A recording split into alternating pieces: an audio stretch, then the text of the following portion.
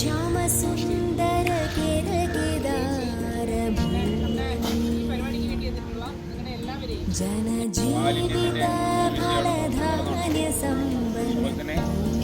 കേരളത്തിൽ ആദ്യമായിട്ട് രക്തസാക്ഷി കൂടി നമുക്കുണ്ടായില്ലേ മാലിന്യം സംബന്ധിച്ച്? അതറിയോ? ആരെങ്കിലും കേട്ടിട്ടുണ്ടോ? ജോയ് എന്ന് പറയുന്ന ഒരാൾ മാലിന്യത്തിൽ മരിച്ചു.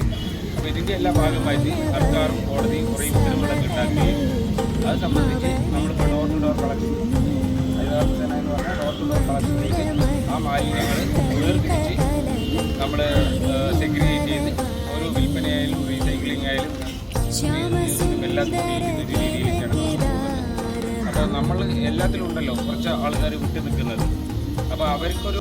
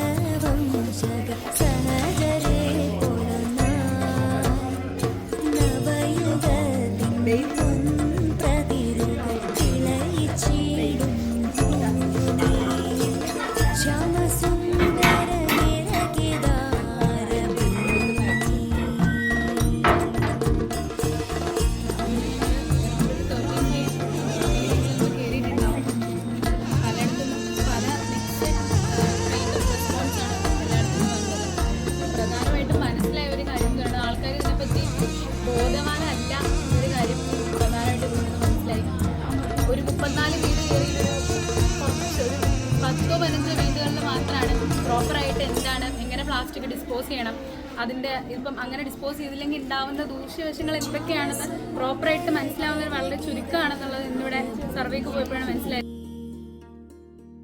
ജനജീവിത ഫലധാന്യ സമ്പന്ന ഭൂമി ഇത്